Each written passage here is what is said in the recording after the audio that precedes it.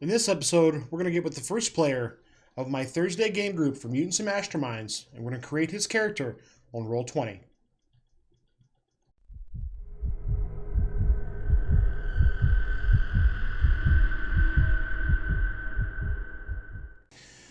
Alright gamers, so here we are. We're going to be in Roll20. I've got my first victim here, Honreth. I'm not a victim.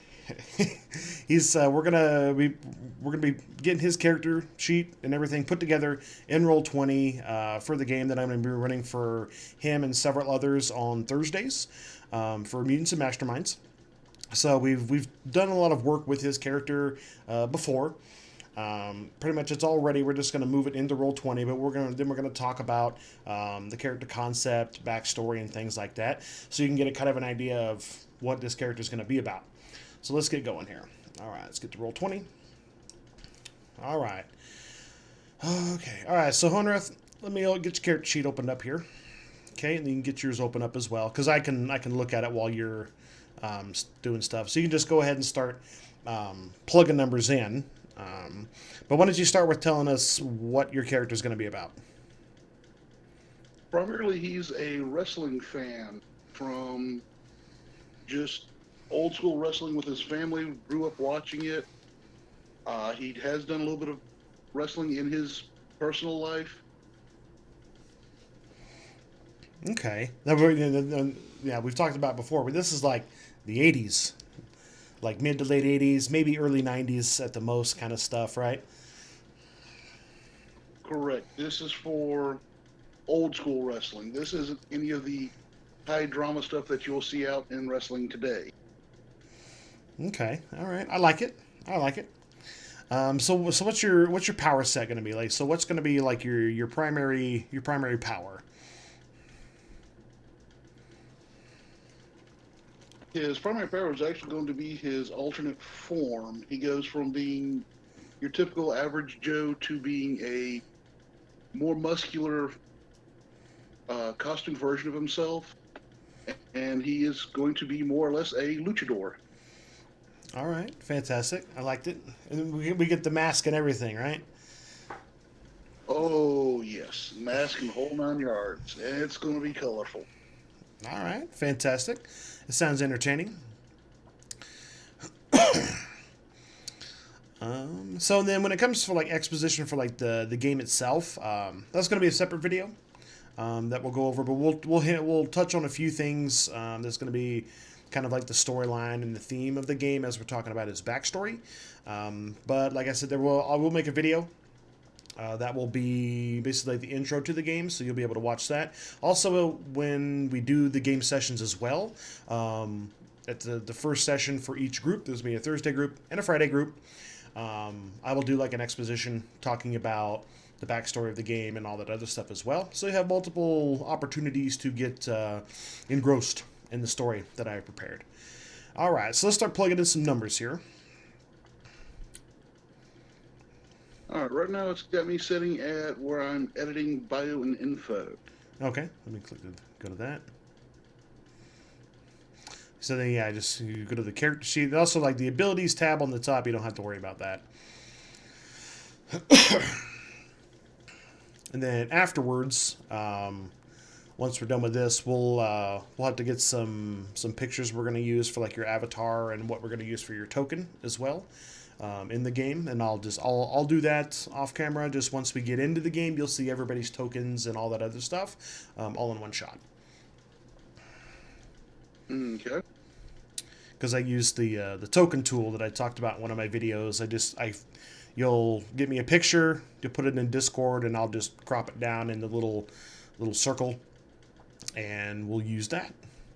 And then because you can assign 3 stats to each token, and we'll just decide.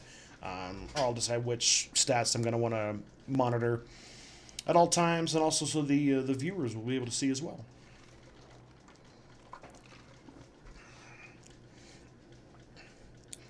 So then we are doing power level 5.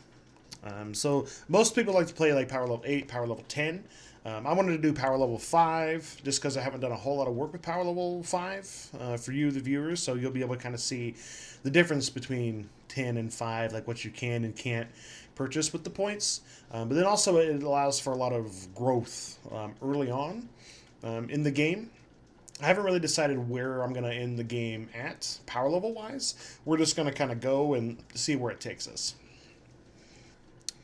All right, and then the character, you didn't make any other modifications, right, since the last time we looked through it?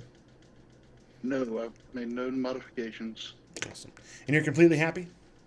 Like you like the direction it's going into, and you got some plans for like when you get more points, where you're going to spend them? Oh yeah, I'll probably start building up his non-alternate form a little bit, so that way he can maybe progress a little bit as an amateur wrestler, maybe eventually one day go pro. Watch out.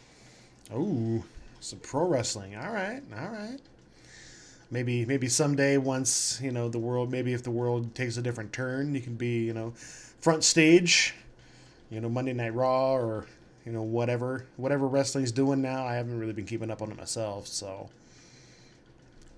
Yeah, so instead of just being the little back alley guy.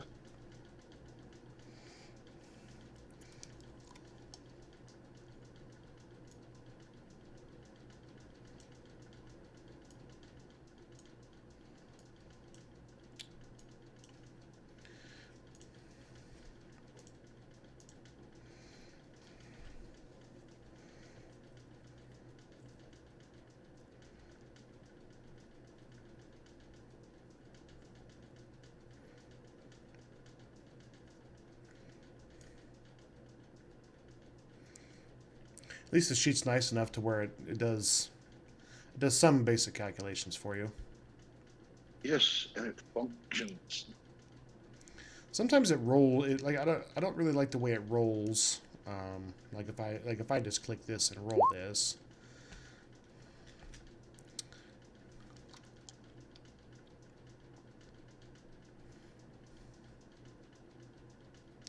Yeah, like kind of like how it formats it in the chat. A little weird, but is what it is. I mean, it's because it's all like user created sheets and things like that. So.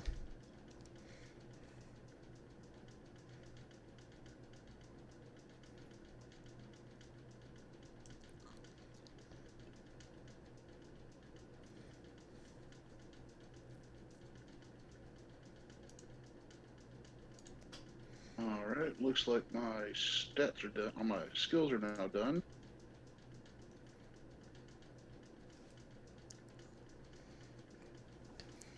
Is there still like some latency and selection and all that other stuff on the sheet?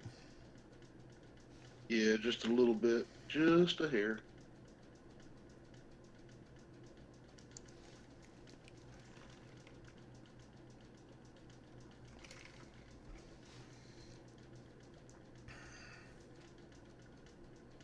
One thing I don't think I really did was the motivations and complications. Oh, no worries. I got my book right here. So let's see here. Motivations. All right. Let me get to the right page here.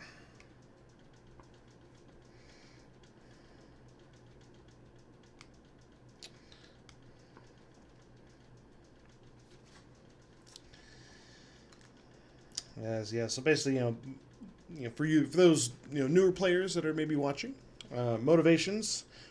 Every hero has something that drove him or her to become a hero in the first place. Keeps him going when things get tough. So the book provides several options. So there's like appearance. So the hero feels different or isolated and does good to gain the trust and acceptance of others. Doing good. Some heroes fight the good fight simply because it's the right thing to do. There's greed. There are those motivated by nothing more than the opportunity to make a profit off their heroic careers. Justice. An overwhelming thirst for justice drives some heroes. A need to see the innocent protected and the guilty punished. Patriotism. Heroes are often devoted to the ideals of their home nation and seek to serve that nation and its people. Recognition. Some heroes just want recognition or attention, and dressing up in a bright costume or fighting crime is one surefire way to get people to notice you. Responsibility. The responsibility of having great power can be a heavy burden, but some heroes feel it is their duty to use the powers they've been given for the greater good. Or thrills. For some, the life of a superhero is all about excitement, thrills, danger, and challenge. These heroes are in for it, for the action, more than anything else. So there's a few options for you can kind of pick from. I'm kind of torn between doing good and thrills. Could always have a you could pick a combination of the two. You do the good, do the good, and then but you also get thrills out of it as well. I'm an adrenaline junkie thrill seeker who does good things. There we go. That's a perfectly acceptable motivation, I think.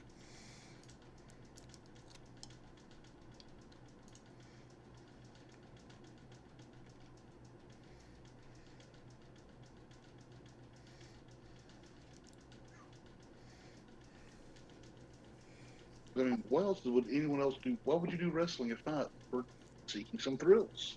That's a really good question. I don't think anybody wrestles because they think it's a job. Like they wrestle because they enjoy it.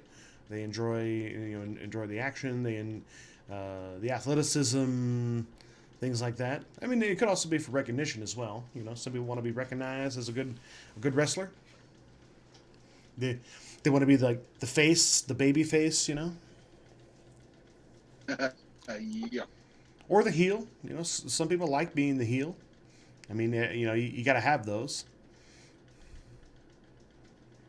I just, I miss the old days of wrestling where they had all the gimmicks. Everybody had like these the names that they, like Ricky the Dragon Steamboat, the Undertaker, Earthquake, Hacksaw Jim Dugan.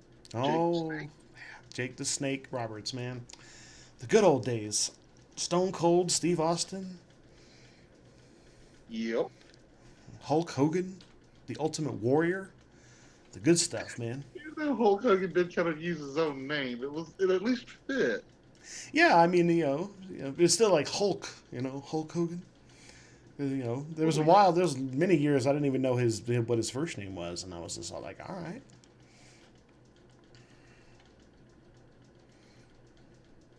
All right, on this sheet with the powers, since everything's under an alternate form, do I just put it in the description?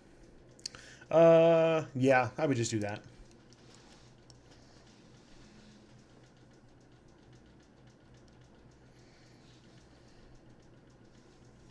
All right, getting that typed out right now.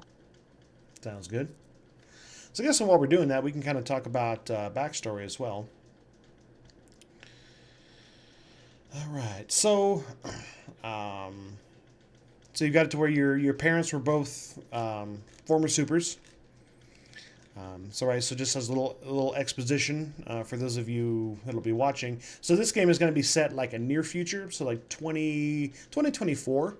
So only like 6 years, in our future, is because this is 2018 when we're doing this. There was a time, I think it was about 2009, 2008 or something. I think I'm probably gonna do. There's gonna be like this. It was like the height of superheroes. They were everywhere, doing all kinds of stuff, fighting the villains.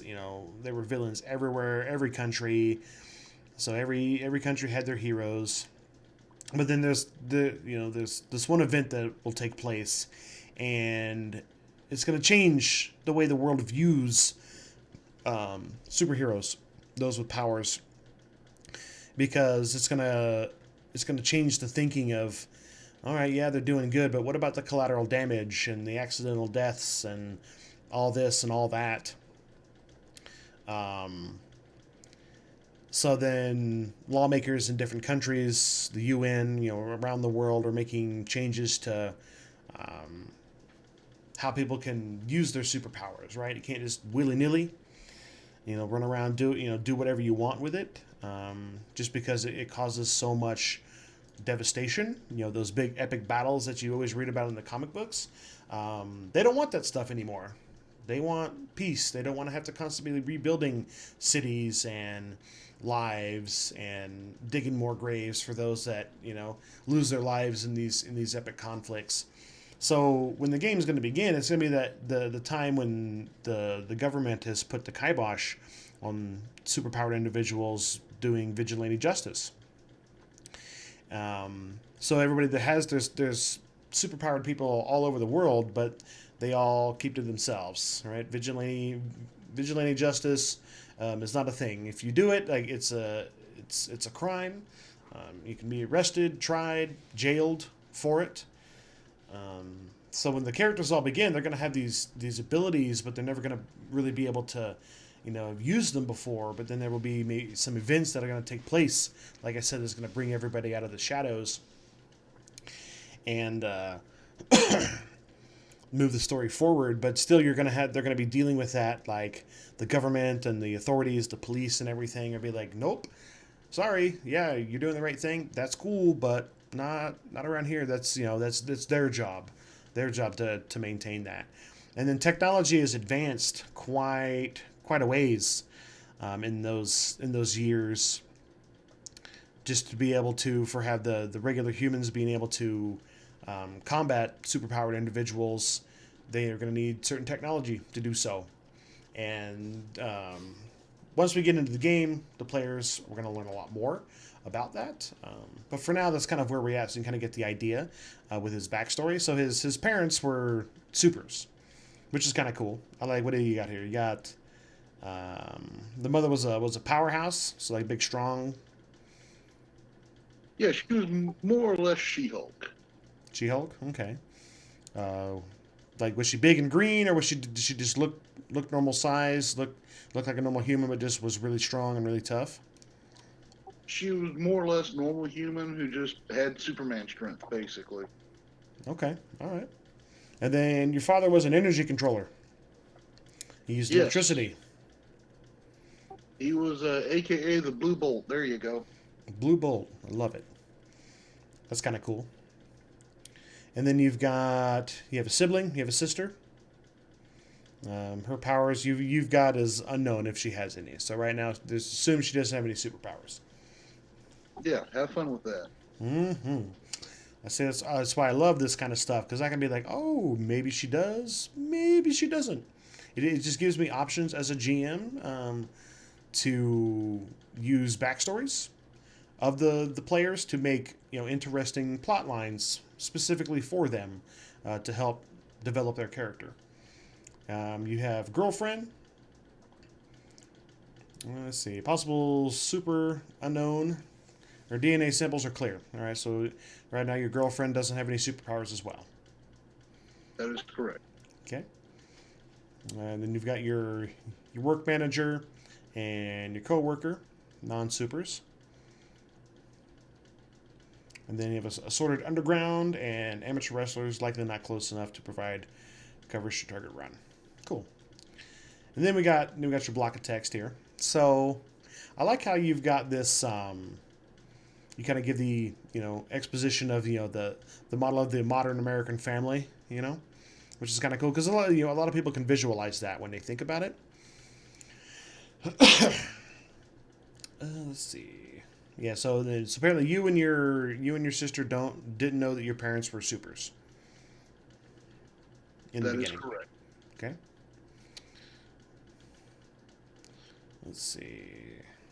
I love it. Peacefully retired, in quotes. I love it.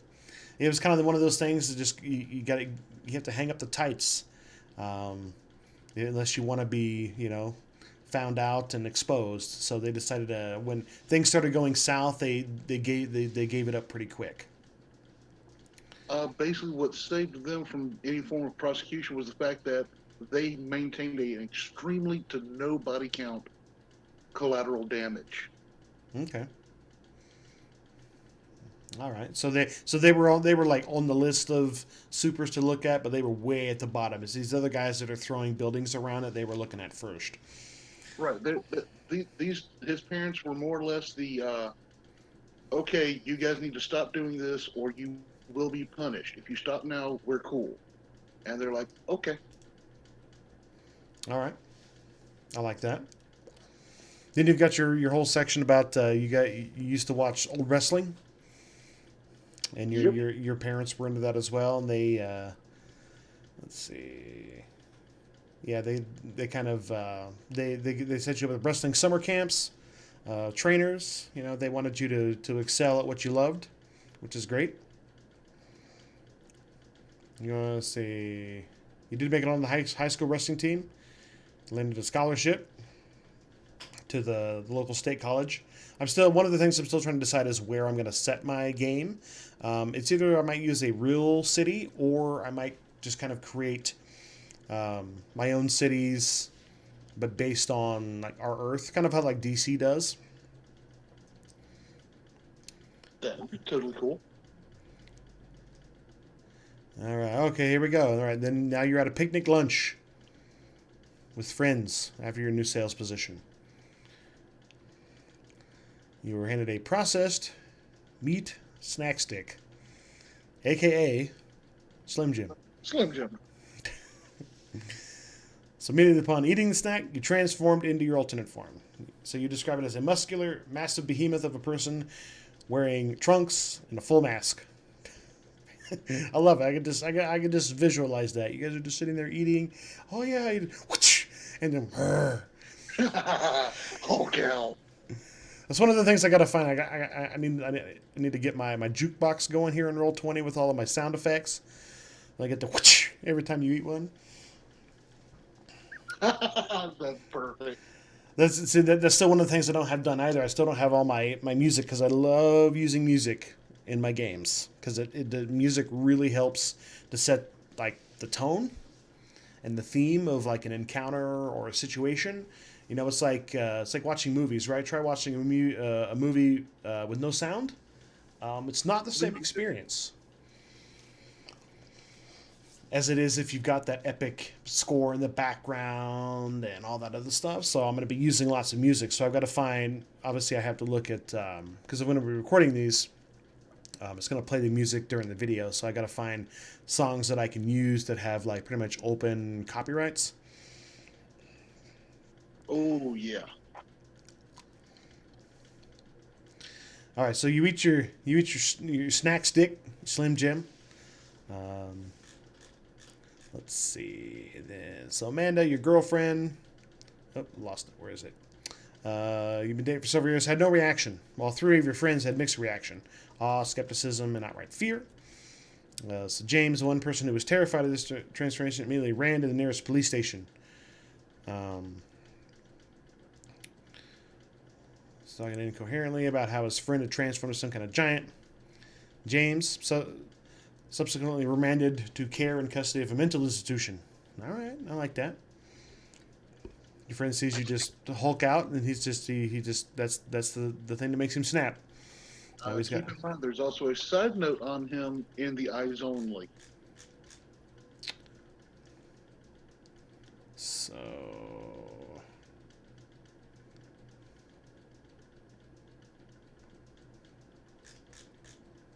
let's see.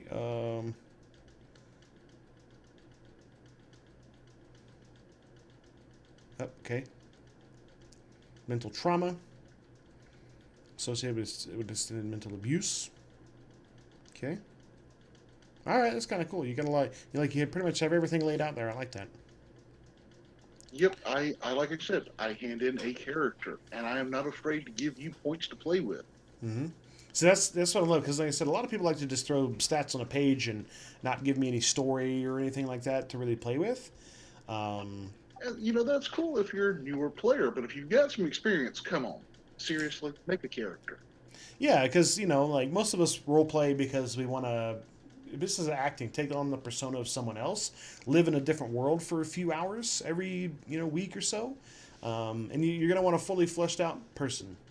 Like even like actors that act. They really get into the character. They change the way they talk, the way they act, the way they think.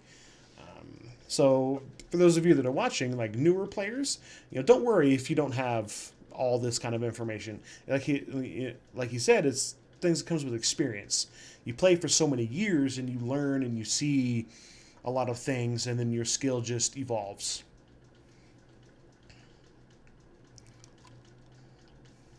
Yep, and I'm pretty sure I have everything transferred over. Alrighty, I'll take a look at that here in just a second.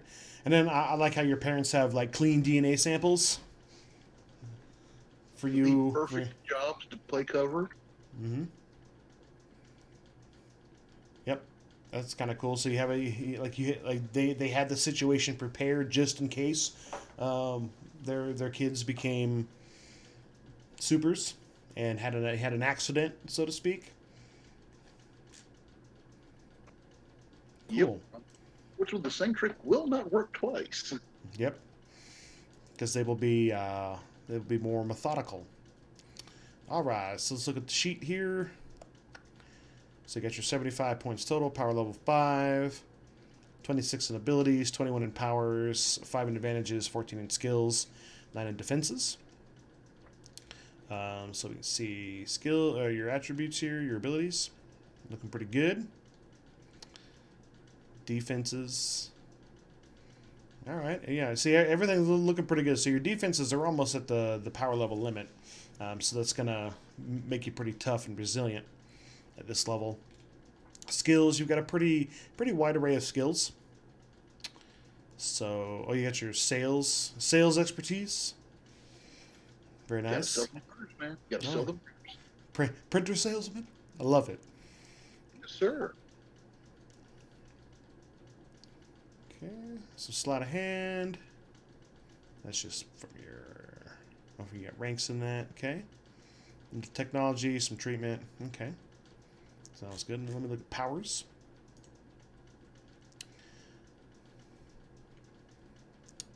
So great. Linked to weaken stamina, progressive. So yeah. So talk to the viewers about your alternate form. Kind of describe how and what you do. Ooh, I did forget one power on there that I need to get put in there real quick. I forgot to put his leaping power in there. Oh yeah, man. We had this great idea for the leaping power. So Exactly. Luchador leap. good. That 5 mile jumping drop kick, from the top of the Empire State Building. Exactly. I'm gonna order somebody in. You're like, all right, guys, in 6 turns, I'll be there. Just wait for it. Wait for it. Hold him steady, boys. Hold him steady. Yeah, basically his alternate form, what he does is when he transforms, following his theme of a wrestler in Luchador, he can create stage props that he can use as improvised weapons to attack his enemies. When he attacks them, just like in wrestling, the attacks drain stamina. So eventually, somebody's going to pass out.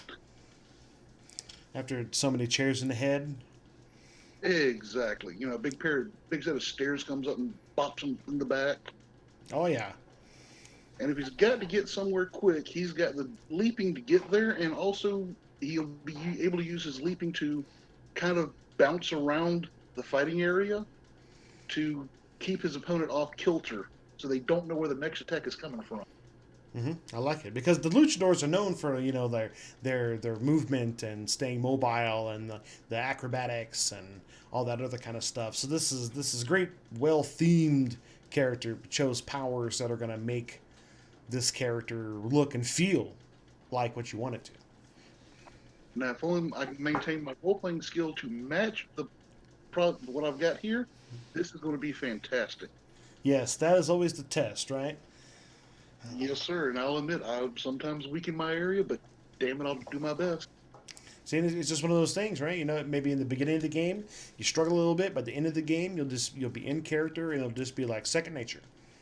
Exactly. Muscle memory, muscle memory, muscle memory.